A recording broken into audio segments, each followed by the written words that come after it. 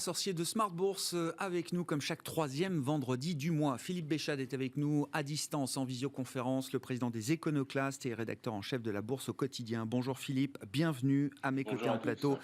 Jean-Luc Hussac, Perceval Finance Conseil. Salut Jean-Louis. Bonjour. Et Romain Daubry, évidemment, avec nous, membre de la cellule Info d'experts de Bourse Direct. Romain, bonsoir, bienvenue. Bonjour Grégoire, merci. 6343,40, c'est donc la compensation du mois de mai sur le CAC 40. Le contrat a expiré à 16h tout à l'heure et c'est donc, premier point de discussion, une nouvelle échéance de baisse par rapport à l'échéance du mois d'avril qui était clôturée le 14 avril, hein, c'est ça. Avec 5 points de hausse au mois d'avril par rapport à mars. Là, on perd 255 points, effectivement.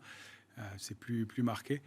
Pas mal d'éléments à se remémorer sur une échéance qui est quand même très particulière avec beaucoup de volatilité toujours. Le retour des vendeurs, déjà, on peut parler de ça puisque à partir du 21 avril, donc le mercredi qui a suivi l'échéance des marchés dérivés, eh bien, on est monté à 6715 points sur le contrat, le CAC 40 cash, pardon.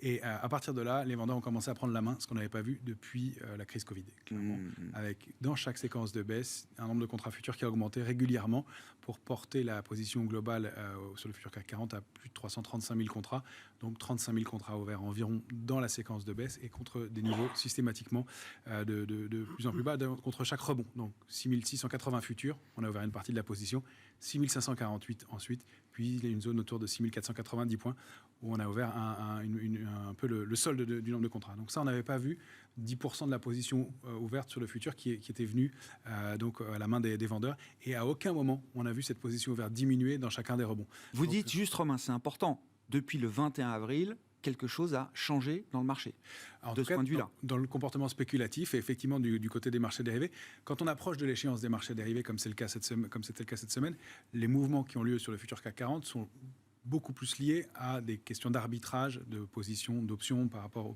futures par rapport aux options. Et la lecture est moins facile à faire. En revanche, quand on entame l'échéance, les éléments sont liés aussi, bien entendu, mais c'est quand même une détection de la pression baissière. Et on l'a constaté qu'à aucun moment, la pression baissière n'avait diminué, même dans les plus forts rebonds. Et donc, jamais ils n'ont capitulé. Souvent, quand il y a des séquences baissières un peu marquées, c'est rare que les vendeurs conservent strictement la main. Au bout d'un moment, ils allègent un peu, ils prennent un peu de bénéfice. Ça n'a jamais été le cas. Donc ça, c'est un premier élément intéressant. Et toujours pour parler des marchés dérivés, ce qui est étonnant, c'est qu'en contrepartie de ça, il y avait la couverture dans les portefeuilles. Et on a même atteint des paroxysmes de protection. Alors, il y a des lectures de long terme sur le ratio put-call, mais il y a aussi des lectures au jour le jour. Et il y a une dizaine de jours, on a atteint un paroxysme avec un ratio de put-call qui était de l'ordre de 5 options de vente pour une option d'achat autour de la monnaie. Sur le CAC. Sur le CAC 40. Ouais. Donc, c'est énorme. Ça s'est un petit peu tassé par la suite, mais pas de façon très significative. On peut dire qu'on entamait l'échéance de mai avec un ratio de couverture qui était à environ 2,5, donc plus de 2 options de vente pour une option d'achat, vraiment un certain pessimisme. Et on va entamer l'échéance du mois de juin avec 1,7 options de vente pour une option d'achat. Donc toujours de la protection, même si un petit peu moins, mais toujours pas mal. Et surtout, ce qui est intéressant de noter, c'est qu'on détectait précédemment, comme on l'avait fait, des zones de concentration d'options de vente qui nous permettaient de déterminer des zones d'alerte. C'est-à-dire que sous certains niveaux, on savait qu'on risquait d'accélérer de 100, 200 points, ce qui s'est produit quand on a connu notre trou d'air jusqu'à 5750 points. On savait que sous 6000, il n'y avait pas beaucoup de couverture jusqu'à 5008 et qu'il y avait 200 points de trou d'air. Là, il y a une densité d'options qui est régulière et ce, jusqu'à très bas sur l'indice CAC 40. Alors, tout n'est pas de la couverture, mais on a des options de vente, pour vous donner des repères, qui étaient au plus bas en quantité, jusqu'à 4008 sur l'échéance du mois de mai. Là, il y a des options de vente qui sont ouvertes en quantité importante, plus de 1000 par prix d'exercice, jusqu'à 3200 points. Donc, il y a une densité d'options de vente, même si le ratio est moins équilibré, qui est quand même assez étonnante.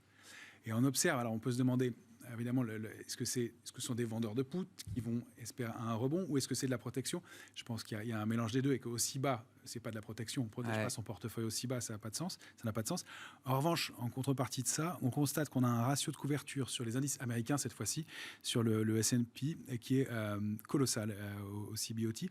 On n'a pas eu de ratio de couverture aussi pessimiste depuis 3 ans et encore.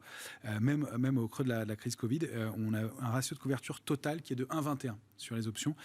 Pour vous donner une idée de l'ambiance, en janvier 2020, c'était 0,66. D'accord. On rappelle que le ratio de couverture, put-call, il va de 0,80 à 1,20. D'accord. On considère qu'il est équilibré. En dessous de 0,80, on considère qu'on est optimiste. voire... Donc là, 1,21, on est à un niveau de pessimisme extrême, important. Extrême. Sur les indices américains, on n'a pas enregistré ce niveau-là. Sur l'indice, c'est 1,46. On ne l'a jamais vu non plus.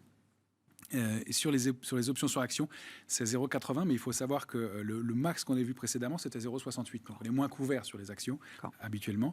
Et donc là, il y a un extrême qui se joue aussi, alors même que la position globale est remontée un petit peu. Il y a 30 millions d'options ouvertes en plus sur une position globale qui s'établit à 466 millions d'options.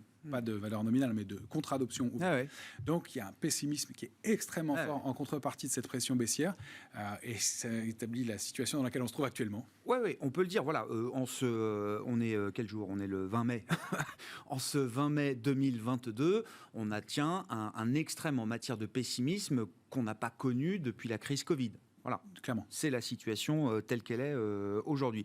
Jean-Louis, qu'est-ce que vous retenez alors de cette échéance et des mouvements qui paraissent un peu désordonnés parfois, alors, en tout cas des mouvements d'ampleur qui peuvent être un peu inquiétants parfois, mais au final, vous l'écriviez d'ailleurs ce matin, franchement, sur le fond, il ne se passe rien. D'ailleurs, c'est ce que vous disiez à vos lecteurs ce matin dans votre note.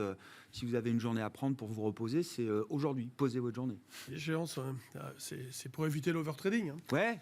Par exemple, surtout le jour de l'échéance où on fait des paris comme ça, parfois sur les options pour s'amuser. Alors, d'abord, on n'a pas baissé autant que ça, parce que là, tu as regardé compensation dernière, et là, mais il y avait 98 points d'écart au départ. Oui, là, c'est de compensation, en fait, d'une compensation à l'autre. Ouais. Voilà, donc, mais il faut enlever 98. Donc 100 points pratiquement, puisque mai a démarré 100 points plus bas. Avec les dividendes. À cause des dividendes. Et là, juin démarre 50 points plus bas. Bon, donc c'est 150 points de baisse. 150 points de baisse. 250, c'est pas pareil. D'accord. Donc ça n'a pas baissé autant que ça. Sur la pression vendeuse, moi j'ai envie... Alors c'est facile de faire une critique après coup, mais ce n'est pas une vraie critique, c'est simplement pour essayer d'affiner. Moi je pense qu'il y a surtout une absence d'acheteurs. D'ailleurs tu es d'accord, on en parlait. Ouais. C'est-à-dire qu'en fait, on a des vendeurs qui viennent, de temps en temps, des acheteurs qui viennent, mais beaucoup d'arbitrage, et sincèrement, des vrais vendeurs, sauf sur des dossiers où tout d'un coup, c'est un peu la panique, mais il n'y a pas de pression. Les acteurs de la gestion ne font pas grand-chose sur des ventes fondamentales, de liquidation, on l'a pas vu. C'est plus de la spéculation. Voilà, la position ouverte était à 300 000 le mois précédent, et là, elle est à 330. Donc il y a 10% de contrats en plus, et c'est dans le sens de la baisse qu'ils ont été ouverts. Donc il y a quand même cette pression spéculative baissière. C'est très léger, très léger. Les volumes sont... Les volumes de conviction, pour moi, ils sont quasi nuls. Enfin, Sinon, vous n'auriez pas des écarts de 3% en une heure. Enfin, rappelez-vous, dans ce mois-ci, on a fait des moins 4, des plus 5, en quoi ? En quelques heures. Et puis ça devient très dangereux de vendre le marché sur ces niveaux-là. Les risques de rebond, même si ce serait un bear market rallye, même si ça ne serait que cela, existe et est important compte tenu du pessimisme. On l'a vu avec des séquences de rebond violentes sur le Nasdaq la semaine dernière. Donc il y a ce risque aussi. Donc vous attaquez à la baisse sur ces niveaux-là, mais là ils ont de l'avance. 6680, 6548. Ils ont quand même... Ils ont déjà bien encaissé. Ils ont bien encaissé, donc ils n'ont pas de raison de déboucler. Moi, je vous ai remarqué la non-vulnérabilité, entre guillemets, du marché, c'est-à-dire l'absence de potentiel effet domino du fait que toute la hausse, en fait, s'est construite avec une volatilité implicite historiquement élevée, très importante. Et dans le temps, en plus. C'est-à-dire que même aujourd'hui, moi, je dis, on peut acheter des options, normalement, il faut les vendre en haut de vol. Mais... OK, on les vend en haut de vol, mais on sait qu'on ne va pas jouer la baisse de vol parce qu'il n'y en aura pas. Et justement, on peut aussi les acheter parce qu'on peut se dire que les options qu'on va acheter aujourd'hui auront peut-être la même volatilité dans 15 jours, voire dans 20 jours, proche de l'échéance. Donc, il y a... Alors, moi, je ne pense pas que ce soit un pessimisme. Il y a une hyper méfiance, mais qui est en fait là depuis déjà de nombreux mois. Quand vous savez, quand le marché est passé de 4000 à 7004, 7000, là, on se dit, bon, c'est quand même un peu délirant. Et je suis certain qu'entre 6000 et 7004, c'est construit une hausse, en effet, très protégée, avec beaucoup de méfiance, beaucoup d'acteurs qui ont évidemment constitué des liquidités, qui aujourd'hui pourraient ils sont contents. Enfin, il y en a beaucoup qui se disent, après tout, ça nous laisse des portes d'entrée. C'est pour ça que ça va très vite, parce que dès qu'il y a un dossier qui intéresse, ils y vont tous. Dès qu'il y a un dossier qui fait peur, Elior, cette semaine, vous avez vu les écarts de fou de Richebourg, simplement au départ. Elior, c'est l'endettement qui, en fait, inquiète. Et le reste n'était pas non plus catastrophique. Hein. Il n'y a pas de très mauvaise surprise. Et ça a été le massacre de Richebourg derrière, etc. Donc, il y a une hyper réactivité et surréaction des gens. Voilà. Et sur le fond, il n'y a rien. Il n'y a rien. On le voit, les Euronext a annoncé des chiffres en forte baisse pour avril, 42%. On voit bien, et puis si vous interrogez les différents acteurs, ils vous disent en off, moi je fais rien, je suis protégé, j'ai des liquidités, je vais attendre des opportunités, je vais être hyper sélectif. Voilà, donc on a un marché, si vous voulez, qui aujourd'hui surréagit à tout. Vous pouvez expliquer les 3% de baisse, puis les 3% de hausse avec un argumentaire à tiroir, mais qui dans un contexte qui restera parfaitement... on passe d'un sentiment à l'autre, problème inflation, problème croissance, d'une heure à l'autre, tout change. On se raccroche à ce qu'on a envie à la fin pour essayer... Mais au final, vous dites, ce fonctionnement-là, ça fragilise pas tant que ça le marché sur ces niveaux-là, en tout cas. Alors, la question jusqu'où, elle se pose, évidemment, mais... Parce que de l'hyperméfiance au pessimisme, c'est des nuances qui me dépassent un peu, d'une certaine manière. Je ne sais pas ce que vous mettez derrière hyperméfiance et derrière pessimisme, mais l'hyperméfiance, on a vu des journées où quand même on se disait, mais c'est pas possible, ça va partir. Oui. On va avoir une panique, on va avoir une capitulation. Et c'est hyper technique à chaque fois. Et voilà. Mais 6205 points hier encore sur le futur CAC 40, le bas du canal au point près, et il n'y a pas de mouvement. Mais c'est ce parce que nous avions déjà de l'hyperméfiance. En fait, le marché, si vous voulez, il attend éventuellement... Vous savez, quand vous achetez de la volatilité implicite, en fait, vous imaginez que le marché puisse aller à la baisse ou à la hausse dans une marge de fluctuation relativement importante ou faible. Si systématiquement il reste au milieu de cette zone, il n'y a pas de surprise. Ça ne déclenche pas de force supplémentaire qui obligerait certains à vendre ou à acheter. Et donc pour l'instant, on prévoit tellement un cône de vol, par exemple, tellement important que, en fait, comme il reste dedans... Il n'y a pas de surprise, il n'y a pas de quoi agir fortement sur ce marché. Et des volumes qui sont vraiment anémiques compte tenu des plages de fluctuation. C'est-à-dire qu'on a 3,5 milliards traités peut-être, mais dans des pourcentages de fluctuation qui rendent le volume ridicule. Et c'est ce qu'on voyait. Toi, tu parlais d'Elior, il y avait Alstom aussi, au moment de sa publication, qui a évolué dans une plage de fluctuation dans une seule séance de 23%. Sur une capitalisation comme Alstom, c'est monstrueux. C'est dire qu'il n'y avait rien dans les carnets d'ordre. C'est de la spéculation, des arbitrages, mais rien de solide. Sur une valeur comme ça, c'est pas normal. Pour terminer finalement en baisse de 5%, uniquement, c'est pas mal, mais les proportions sont spectaculaires. C'est très spectaculaire et c'est pas normal. On peut se poser effectivement la question de l'emballement à un moment ou à un autre. Pour l'instant, comme il n'y a personne et que c'est la spéculation qui drive, ça tient. Bon. Philippe Béchat, vos commentaires sur cette séquence de marché. Moi, je note quand même qu'au global, les actions mondiales baissent depuis 7 semaines, qu'on a vu quand même des mouvements toujours à la baisse sur les grands indices américains. Le Nasdaq a du mal à rebondir. Apple enchaîne 8 semaines de baisse, je crois, en s'enfonçant à plus de 20% de baisse maintenant. Hein. C'est la dernière GAFAM qui entre en bear market, Apple. Quels sont les commentaires que ça vous inspire, Philippe ? Alors, je vais rebondir sur cette étroitesse des échanges qui contraste avec l'encours, même après avoir perdu 20%, quand vous faites le total de l'encours, de la capitalisation Wall Street, Eurostoxx 600, la Chine, etc., mais on n'a encore rien perdu en fait. Alors, le paradoxe, c'est que en notionnel, depuis le début de la correction, donc on va dire autour du 5-6 janvier, l'ensemble des actifs, actions, obligations, on perd 7 trilliards, 7 000 milliards, mais ça c'est uniquement de la perte de capitalisation notionnelle.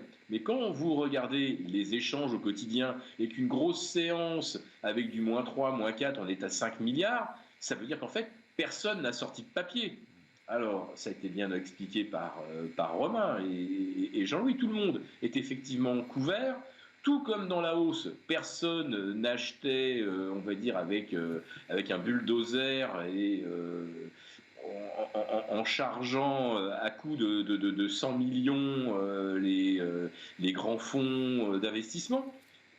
On était contraint d'acheter par la Banque centrale, contraint. Donc on y allait, comme je l'ai déjà dit, un nombre de fois incalculable, on y a été la fourche au creux des reins, mais parce qu'il n'y avait pas le choix. Et aujourd'hui, si vous voulez sortir, la question c'est pour aller où? Et j'aime beaucoup cette réflexion d'un stratège américain. Pour l'instant, il n'y a nulle part où se cacher. L'obligataire a subi le pire crack et en termes de perte de valeur depuis 1981-1982. Donc là, c'est phénoménal ce qu'on a perdu sur l'obligataire. Ça enchaîne bien sûr sur les obligations high yield. Donc il y en a qui se disent « Oh oui, bon, alors je vais quand même essayer de sécuriser du 5% sur quelques émissions où j'ai plus ou moins confiance. » Non, plus personne n'a confiance en rien. Le high yield aujourd'hui, essayez de sortir une ligne, vous avez intérêt à avoir un carnet d'adresses et des bons copains au fil, sinon vous ne sortez plus un bout de papier. Donc on ne peut pas aller se cacher dans ce qui apporte du rendement, parce qu'aujourd'hui le rendement est synonyme de risque, et risque synonyme de potentiel défaut. Vous n'allez pas, bien sûr, sur les cryptos, on remarque maintenant cette corrélation Nasdaq crypto qui est passée à 80%, alors que l'année dernière, elle était quasiment non pertinente, ou en tout cas, elle n'était pas fiable. Là, maintenant, on est à 80 et un peu plus de corrélation. Donc, on voit que les cryptos, ça ne vous protège pas ni contre la volatilité monétaire, et l'euro perd plus de 10% par rapport au dollar depuis le début de l'année. Là, on est sur un point dur, on est à 103,50. Derrière, ça sera la parité. Si on ne tient pas les 1,0350 euro-dollar, derrière, on change un peu de monde. Or, le problème, c'est pas trop que l'euro aille à la parité. À la limite, ça peut arranger nos exportatrices. Le problème, c'est à quelle vitesse on y va. Et on y va extrêmement rapidement à l'échelle des sommes que ça représente. Donc, moi, mon constat, c'est que les gérants, aujourd'hui, n'ont encore que très partiellement allégé leur portefeuille, et ils s'enfoncent avec le marché, ils ne peuvent pas faire autrement. Alors ils sont un peu couverts, mais ça ne va pas permettre de compenser tout ce qu'on perd. Je dirais, on est sur une sorte de Titanic, où on sait qu'il n'y a même pas le quart des canaux de sauvetage qu'il faudrait pour que tout le monde puisse sortir en sécurité avec ses bagages les plus précieux. Là, on n'a jamais eu effectivement de moment de capitulation, parce que tout le monde sait qu'il n'y a pas de profondeur et que si on vend, on va faire un target à moins 25, on va faire un Orpea à moins 27 en 48 heures. On sait qu'on est coincé. On est coincé, et je le répète, pour l'instant, il n'y a nulle part où se cacher. Donc je vois que les plus spéculateurs font un truc que je ne ferai jamais, mais actuellement ils me disent qu'il y a énormément d'argent à se faire sur les soft commodities, c'est-à-dire le blé, le maïs, le soja, etc. Quelque chose que moi personnellement je ne toucherai jamais, mais aujourd'hui, où placer son argent, et avec on va dire un scénario auquel on peut vraiment croire et s'accrocher. Même aujourd'hui, les métaux industriels, ils commencent à corriger. Et si le CRB reste accroché au sommet, c'est grâce aux soft commodities. Mais moi, je vois déjà que les métaux industriels émettent des premiers signaux de ralentissement économique qu'on ne va pas tarder à appeler récession. Oui, on a vu le cuivre, Dr Copper, qui commençait à faire un peu la tête, effectivement, sur quelques jours ou quelques semaines. Quand on regarde les stratégies sectorielles, ou les secteurs boursiers qui fonctionnent, à part l'énergie, il n'y en a pas beaucoup, c'est ça? Il n'y en a pas beaucoup. Il y a au mieux, en fait, on peut raisonner par opposition, il y a tout ce qu'on ne sait pas pour l'instant sur le marché, et puis on va essayer de trouver ce qu'on sait. Il n'y a pas grand-chose, mais ce qu'on sait, c'est que très probablement la situation a vocation à durer encore un peu, au moins, et qu'on n'a pas peut-être marqué des points bas à court terme, qu'on peut avoir un rebond, c'est le plus difficile. qu'à long terme, il y a peut-être des points d'entrée sur certaines valeurs. En effet, Amazon qui a perdu 45%, on en parlait. Voilà. Et ensuite, il y a quelques foyers, quelques valeurs individuellement en stock picking qui s'en sortent mieux. Et là, il y a des choses. De façon sectorielle, ce qui tient et ce qui surperforme, et encore, ça tient plus que ça surperforme, c'est les utilities, les énergies traditionnelles. Il y a des frémissements du côté des énergies renouvelables. Et puis, on peut surveiller l'industrie, la banque et l'automobile. On peut surveiller avec... Banque et auto qui, sur l'échéance, là, ont plutôt surperformé. Qui ont plutôt surperformé. Et pour certaines d'entre elles, sont sorties de zone de congestion. Il y a BNP qui est sorti par le haut d'une zone de congestion de long terme. La Société Générale aussi, pas le Crédit Agricole. Renault frémit un peu. Stellantis attaque une zone de résistance. Mais c'est faible et c'est tout ça dans des volumes qui sont anémiques. Donc, on aime bien pour des figures de retournement haussière, c'est pas qu'on aime bien d'ailleurs, c'est que c'est indispensable qu'il y ait du volume, qu'il y ait du soutien. Un marché peut baisser sans volume, c'est rare, mais ça arrive et ça peut confirmer le signal baissier. On dit qu'il tombe de son propre poids. Et pour que le marché monte, il faut du soutien dans les volumes. C'était indispensable. Or, là, ça n'est pas vraiment le cas. Donc, au mieux, il y aurait un rebond de court terme alimenté qui alimenterait une première jambe de hausse, donc ce bear market rally avec une première jambe de hausse, mais ça ne serait que la première jambe de hausse d'un mouvement qui probablement donnerait des répliques baissières par la suite. Si c'est le cas, et rien qui ne permette de le dire pour l'instant, et c'est vrai que là, la situation est très floue. Oui, on est sur des niveaux de support. Oui, il y a beaucoup de pessimisme. Non, il n'y a pas de structure de retournement haussière à ce stade, et il y a une logique sectorielle qui est très faible. Alors, on a quelques valeurs qui sortent du lot. Sanofi surperforme, elle faisait, je crois, pas loin d'un plus haut historique aujourd'hui. Engie, effectivement. Et puis quelques valeurs qui frémissent. Téléperformance frémit un petit peu. Et puis, il y a des choses qui se mettent en place, mais c'est encore très timide, et des choses à surveiller sur des valeurs comme Atos ou Worldline qui sont très en retard. Ubisoft qui a pas mal payé depuis quelques jours. Donc il y a des titres individuellement. Vallourec qu'on évoquait en début de semaine sort par le haut de son triangle symétrique en fin de semaine. Après Valeo aussi, qui monte, mais qui prenait 6% en séance et qui, je crois, il y a quelques minutes, n'était plus qu'en hausse de 1,5%. Donc tout ça se passe un peu sur des jeux de contre-pied, sur des jeux de spéculation, mais il y a des mouvements qui se mettent en place comme ça. Mais c'est pas suffisant pour donner un signal clair. Global, en tout cas, ça suffit pas. Mais il y a des choses à faire, et je pense que ce qu'il faut aborder dans ce marché-là, c'est vraiment du stock picking, mais très, très, très détaillé, être light, très, très sous-investi, et essayer de prendre des positions sur les titres qui surperforment en les identifiant. Ils sont vraiment peu nombreux, et il y a pas énormément de choses à faire. On a essayé, pour être transparent, nous, de rentrer sur Alstom. On s'est fait complètement... Et grâce à nos stops, on n'a pas subi les écarts trop importants. Elior, on avait une figure de retournement, on s'est fait stopper aussi. Je donne deux exemples négatifs. On est sur la Société Générale, ça a très bien marché. On a pris nos bénéfices sur Total à plus de 20% cette semaine. On est très content, avec dividendes intégrés en plus. Donc, il y a des choses bien à faire, mais il faut être hyper mobile, et il faut surtout pas avoir un investissement, une sous-modération forte, et être très, très diversifié, très sélectif. Il ne faut pas s'entêter. Et il ne faut pas s'entêter dans ces marchés-là. Effectivement, et accepter, soit si on a des stops de les prendre, soit sinon conserver pour le très long terme. Jean-Louis, je sais que la définition bear market, c'est moins 20%. Je sais que le CAC n'a pas fait 20% de baisse, mais est-ce que c'est quand même un bear market ? C'est une logique de bear market. Mais il y a longtemps, moi, j'attendrai jamais. Ça fait un moment ? Oui, déjà, c'est inconcevable pour moi d'entendre à partir de moins 20, c'est idiot, je suis d'accord. Donc, oublions la règle des moins 20. Donc, est-ce qu'il y a moins 12, moins 13 ? Est-ce qu'on est déjà dans une logique de marché baissier ? À partir de moins 8, moins 9, on commence... c'est-à-dire que ça dépend d'où ça vient, de l'accélération qu'il y a eu, bien sûr, mais il faut remettre en cause la tendance bien avant. Là, en fait, on a des intérêts qui tournent énormément, parce que le frein de la baisse pourrait, pourquoi pas, apparaître avec des valeurs comme LVMH, L'Oréal, qui ont vraiment sous-performé avec la Chine, notamment, mais qui peut aussi, en Chine, ça peut aller mieux bientôt, puisqu'ils sont en train de lever des confinements. Aujourd'hui, visiblement, non. Voilà, oui. Pour LVMH, L'Oréal, Richemont, aujourd'hui, ça va pas. Mais ces valeurs pourraient peut-être remonter, pourraient peut-être remonter un petit peu et apporter la contrepartie de valeurs où on pourrait être déçu, etc.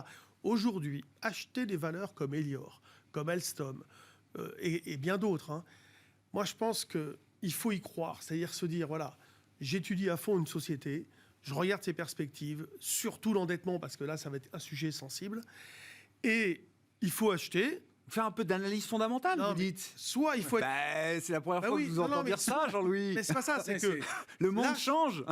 ces valeurs-là, si vous voulez, elles donnent pas des signaux de retournement à la hausse. Donc, si on les achète en se disant c'est sur un Il faut avoir une support, conviction etc., fondamentale. Voilà, il faut avoir une vraie conviction et puis pas mettre de stop parce que sinon on participe un peu au truc de fou, quoi.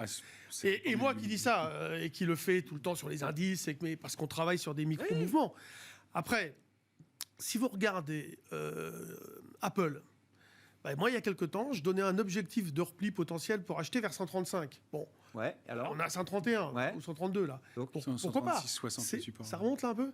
Donc peut-être que là, on a une zone d'achat. Vous voyez, Alphabet, c'est pareil, c'était 2137 le niveau support.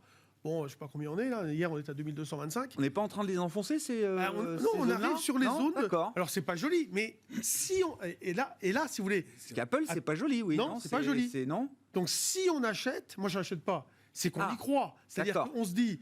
Moi, je crois en Apple. J'attendais une opportunité pour rentrer. Là, il y en a une. Bah oui, j'entends plein de gens. Ils disent si j'avais su, j'aurais acheté de l'Apple. Bon, moi, j'ai envie de leur dire maintenant, aujourd'hui, allô, c'est maintenant. Et alors, pourquoi vous achetez pas? Parce que moi, j'ai jamais dit si j'avais su, j'aurais acheté de l'Apple. Non, mais d'accord, mais on peut dire des choses et on peut remettre en cause ce qu'on a dit aussi dans le passé. On n'est pas tenu parce qu'on a dit un jour, je crois en Apple, d'acheter à 130 Apple aujourd'hui. Effectivement, différentes stratégies. Soit il y a une stratégie de trading un petit peu dynamique et on met des stops et on accepte de sortir. Et si ça ne fonctionne pas, soit on prend pour le long terme. Effectivement, sur ces valeurs-là, à quelques années et sur le long terme, on a des points d'entrée. Je regardais sur Apple, les extensions baissières, elles peuvent se porter dans une zone 118,10, 121,40. On peut toujours aller plus bas, mais les extensions, et c'est le problème du marché actuellement, c'est qu'on n'a pas de structure propre. C'est-à-dire qu'on a glissé et on n'a pas fait de figure de retournement propre. Donc on étudie des zones et on passe de zone en zone. Et donc ça rend difficile aussi de se dire, tiens, on a touché une cible, est-ce qu'on observe une figure de retournement haussière? Donc sur du long terme, si on est prêt à supporter 15% de baisse en plus sur Apple, pour une hausse à long terme, ça peut être effectivement des points d'entrée. Nous, en analyse graphique, on va essayer de trouver des figures et des structures de retournement qui vont nous permettre de rentrer et avec un ratio risque-rendement qui nous intéresse. Si le scénario n'est pas respecté, on sort et on l'accepte bien volontiers, on est en cash et c'est ce qui nous a permis, pendant les mauvais mouvements de marché, d'être sous-investi et d'avoir un ratio risque-rendement qui nous fasse gagner de l'argent sur le moyen et long terme.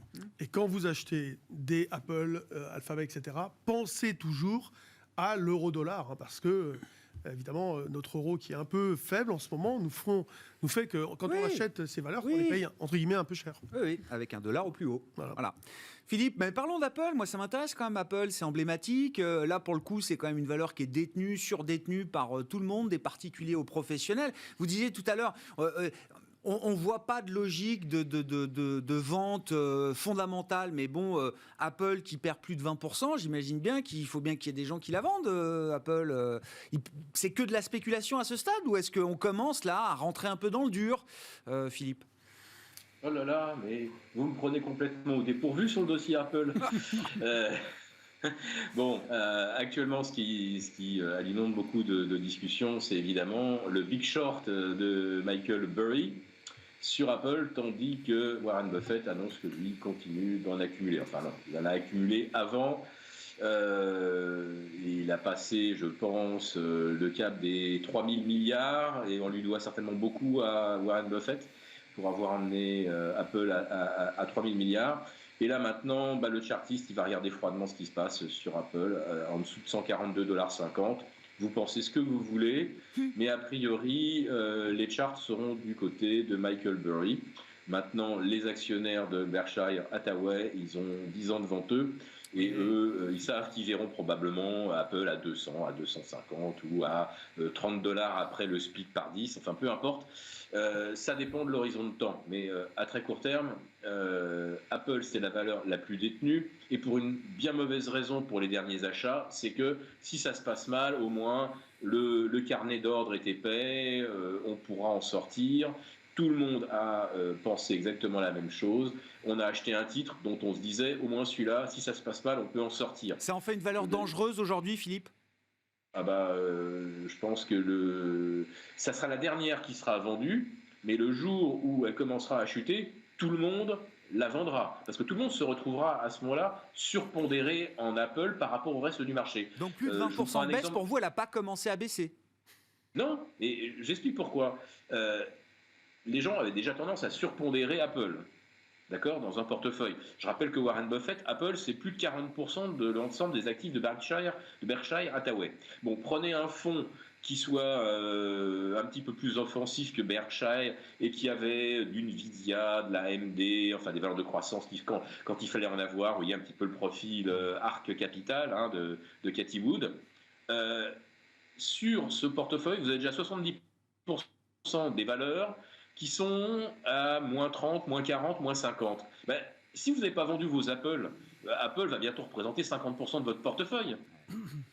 Parce que les autres, elles ont tellement plongé. Je ne sais pas, Beyond Meat, on est à moins 90, Peloton, moins 92. Enfin, donc, ceux qui n'ont pas encore vendu Apple, aujourd'hui, se retrouvent avec une valeur, ça n'a plus aucun sens. Je pense que la pondération d'Apple doit être quelque chose, aujourd'hui, qui est totalement absurde. Les quants, quand ils vont se pencher sur beaucoup de portefeuilles, ils vont se dire, là, il y a vraiment... il faut écrêter. Manifestement. Ben non, mais ça va forcément arriver. Ouais. Et ça sera vendu par des gens qui disent, mais moi, je suis comme Warren Buffett. Moi, Apple, je veux l'avoir à 200 ou 250 $ en 2025. Sauf que là, il y a un moment où le compte vous dira, mais non, tu peux pas garder Apple. Avant, c'était 20% de ton portefeuille, maintenant, c'est 40%. Ça va pas aller. Bien sûr, je caricature, oui, mais bien sûr. On va arriver un petit peu à ce genre de cas de figure. Donc ça, il faut être assez méfiant. Ouais. Alors aujourd'hui, par contre, il y a une valeur qui a aussi beaucoup fait parler d'elle, c'est Tesla. Et Tesla, qui jusqu'à cet après-midi, 15h45, préservait son support 710. C'est-à-dire que tous les chartistes qui regardent Tesla à 710, ils avaient le doigt sur le bouton. Là, je peux vous dire qu'à l'instant, là, Tesla, c'est à moins 7. Ça craque. Et là, ça craque. Ouais. Voilà. Donc, ceux qui sont sur Tesla, et il y en a qui vont peut-être commencer à subir des pertes, il y a un moment, il va falloir aussi qu'ils décident qu'est-ce qu'ils vendent, parce que appel de marge, parce que il faut rééquilibrer le portefeuille. Enfin, il y a un moment où les gens vont être obligés de vendre Apple. Voilà. Mais là, Tesla, ça y est, c'est parti. Aujourd'hui, Nvidia et AMD sont vraiment les grandes vedettes de 2020-2021. Aujourd'hui, le Nasdaq repart à la baisse après une entame positive. Elles sont à moins 4, moins 5. Oui, bien sûr. Oui, tout de suite, on voit le moindre rebond du Nasdaq se termine généralement dans le rouge. Jean-Louis. Juste une petite information de prudence. Quand vous achetez un titre, vous le payez, vous pouvez le mettre de côté, le garder éternellement. Quand vous vendez à découvert un titre, il faut que les gens sachent que c'est quelque chose qui potentiellement est dangereux. On peut vous obliger à les racheter. Et il y a un coût de portage de l'opération. Je vends à découvert un titre, j'emprunte le titre, et il y a un coût. Donc il ne faut pas que les gens pensent que la vente à découvert, c'est aussi simple que l'achat. Voilà, c'est important. Mais c'est très bien de le rappeler. Okay. Merci beaucoup. Gardez la parole. Euro-dollar, 1,0350, c'est ce qu'on a vu là, il y a quelques jours. Toujours baissier. Ouais, ça d'accord, mais alors oui. Alors déjà, c'est quoi le niveau de retournement là, pour montrer un peu la taille du chemin? C'est-à-dire que comme ça, le rebond est pour l'instant extrêmement faible. Moi, je l'avais fixé à 1,1030. Je l'ai pas bougé. D'accord. Il peut rebaisser un peu quand même le niveau de retournement, non? Ouais, je vais voir, mais c'est pas mal. C'est pas mal 1,1030 déjà. C'est pas si loin. Ouais. Au départ, c'était un 15 et quelques, un 13 et quelques, un 10,30. Bon, je vais voir si c'est possible. Il faut que ça stabilise. C'est quoi là. Mais le 1,0350, c'est déjà un énorme objectif. Comme disait Philippe, la parité, c'est un autre monde. Ou est-ce que c'est j'ai aucune idée. Là, maintenant, ce qui se passe, c'est que en fait, c'est géré d'une manière très algorithmique avec les taux. Là, c'est fou. Les taux américains rebaissaient parce que c'est un flight to security. Ils allaient acheter des emprunts du 10 ans américain, etc. Et du coup, l'euro a rebondi. Mais bon, pour l'instant, ce n'est qu'un rebond technique. Moi, j'ai shorté là hier. Je suis short un petit peu au-dessus, vers 1,0640. Oui, ça ne nous sort pas de la zone où on continue de vendre, quoi. Ouais, je short sur des petits rebonds. Donc là, il n'y a pas de problème. On pourrait ne rien faire aussi, mais Moi, je le fais systématiquement et pour l'instant, la tendance est baissière. Maintenant, où ça va, j'en sais rien. Moi, il faut pas trop d'ailleurs se fixer parce qu'on pourrait inverser à un moment donné, aller à 0,9. Enfin, tout est possible. Hein. Donc, le zéro, il n'existe pas vraiment. Mais dans l'idée de faire de l'argent en tradant, parfois, il faut se dire, je me fixe pas de limite et je lis, si vous voulez, les informations que m'envoie le marché. Et l'information de l'euro-dollar, c'est que ça reste baissier, avec une volatilité implicite qui a monté d'un cran. On est autour de 10, 11, 10. Et voilà, elle était à 5,5 il y a quelque temps. Donc on sent la tension, on sent la crainte. Mais on me dit également que sur les marchés, il n'y a pas beaucoup d'intérêts vraiment puissants. Oui, sur l'euro-dollar, dire que la liquidité n'est pas extraordinaire, c'est assez étonnant. C'est tellement un one-way trade directionnel depuis plusieurs mois que oui, ceux qui sont pris position sont en position et attendent, quoi. Oui, il y a beaucoup de positions spéculatives qui ont été prises, ils attendent. Voilà. Maintenant, des intérêts forts de conviction, là également, c'est fou, hein, parce que moi, quand on m'a dit ça, encore j'ai appelé cet après-midi, mais on m'a dit non, il n'y a pas vraiment de business, on ne fait pas grand-chose sur l'euro-dollar. C'est assez étonnant. Ça correspond peut-être à un environnement macro compliqué. J'essaye d'apporter une lecture fondamentale. Il n'y a pas de visibilité nulle part. Bien sûr. Tiens, on parlait des shorts. Romain, je sais que, alors, pour le coup, là, on va prendre le temps de regarder, mais vous comptabilisez les positions short, le nombre de valeurs qui sont shortées là, sur le marché parisien, européen. Est-ce que ça bouge? Est-ce que c'est un indicateur qui évolue là? C'est l'AMF qui le fait pour nous. Ouais, alors, oui, bien sûr. Dès qu'on est vendeur de plus de 0,5% du flottant d'une société, on doit le déclarer. Et donc, c'est le cas. Il y avait effectivement plus de shorts. Alors, ça a augmenté il y a 2 mois. Depuis, le nombre reste constant, c'est 91 valeurs du SRD, donc du service de règlement différé. Il y en a à peu près 250 qui font l'objet de déclaration. D'accord. Ça n'a pas énormément évolué. Alors, il y a un nouvel entrant, c'est Orpea, dont 40% du capital est vendu. Ouais. Il y en a qui ont dû avoir une semaine extraordinaire. Ça a baissé quoi, 30% là, c'est ça, sur le sens d'avant-hier dans ces proportions, en tout cas. Il y a Alstom qui reste toujours en tête, largement, mais dont la position short a diminué un peu. C'était 17,5 à 18% du capital vendu. C'est descendu à 15%. D'accord. Ça repasse à 16%. Il y a des pressions, c'est assez étonnant, on peut se poser la question. Il y a CGG, toujours 8,80% du capital qui est vendu. Et puis dans le top 7, on a Ingenico avec 8,30, Forestia 7% du capital, 7,12, et McPhy 6,30. Donc ça ne diminue pas beaucoup de ce côté-là, ça reste même assez constant. Et c'est le cas aussi sur d'autres valeurs dont on peut se poser la question. Des valeurs comme Atos, justement, qui sont opéables, qui sont sous-valorisées par rapport à certains de leurs brevets, tout ce qui est cybersécurité, etc. Et on peut se dire que être short d'Atos sur ces niveaux-là, c'est quand même courir un risque. Ou alors, il y a des informations qu'on n'a pas. Mais voilà, il y a des éléments qui sont assez intéressants. Ça reste assez constant, mais ça a augmenté au cours des 3 derniers mois, globalement. Et donc, il y a toujours un intérêt vendeur qui est un peu en place. Jean-Louis?